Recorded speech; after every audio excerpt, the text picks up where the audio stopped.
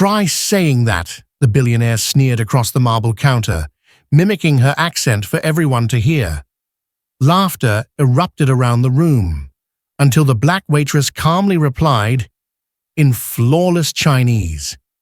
The billionaire leaned forward, his polished cufflinks catching the crystal chandelier's light as he mocked her. "Try saying that," he drawled slowly, mimicking her accent like a cruel child playing pretend. A wave of stifled snickers rolled through the exclusive restaurant.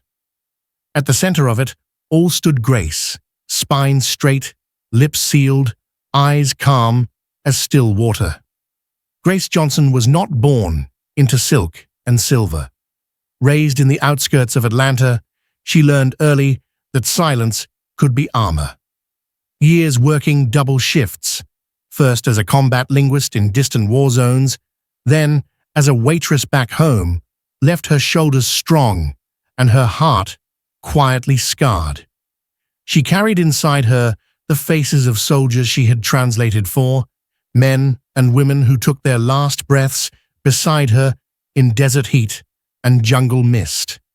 The scent of gunpowder and hospital antiseptic never truly faded.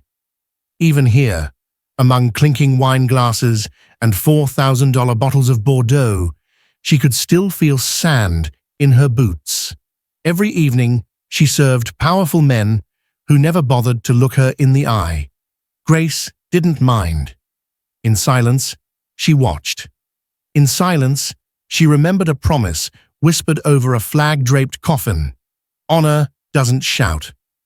Today's guest was Victor Hemsley, the kind of billionaire whose name echoed in headlines and offshore accounts. He had swaggered in like he owned more than just his fortune, tossing his coat at Grace with a smirk. "Don't drop it," he muttered, as though daring her to make a mistake. She didn't. She never did. But when she gently corrected his mispronunciation of a rare Sichuan dish he demanded, Victor's ego cracked. Mocking her accent became his sport. Each exaggerated syllable he spat turned heads. His friends chuckled behind manicured hands.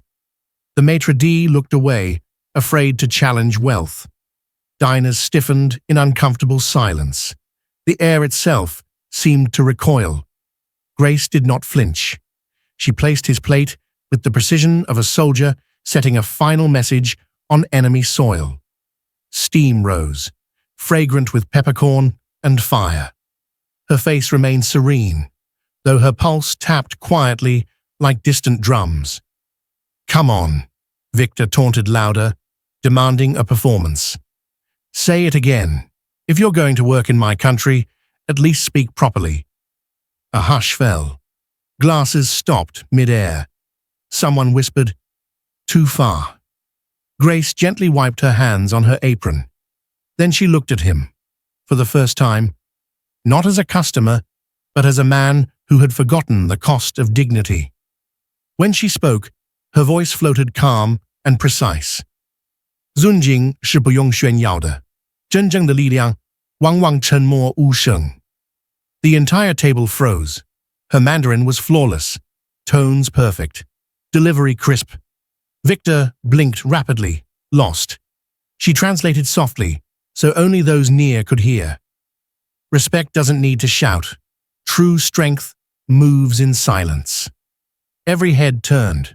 Phones rose as whispers spread across the room. Grace continued in Chinese, revealing she had served in Allied intelligence, that she once translated for generals, negotiated ceasefires, and carried classified messages beneath sniper fire while still younger than Victor's wristwatch. She never raised her voice. She didn't need to. Victor sputtered, his bravado collapsing under the weight of her calm. The maitre d', now emboldened, stepped forward, not to support Victor, but to stand beside Grace. One by one, diners placed their napkins on the table and rose, not in protest, but in respect. Slowly, silently, they applauded. No cheers, only reverent acknowledgement. Victor's cheeks burned crimson. Without another word, He threw a wad of bills on the table and stormed out, his polished shoes echoing hollowly against cold marble. Grace did not smile. She simply turned and returned to her work, shoulders square, chin lifted, heart steady.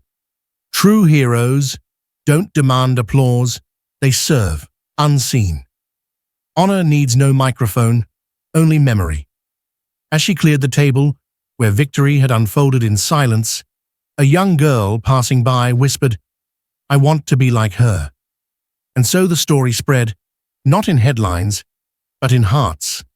Respect isn't a language spoken. It's a truth felt. In a world often loud with mockery, may we remember those who serve quietly across every battlefield, from war zones to restaurant floors. What did you feel during Grace's moment of strength? Comment your country below.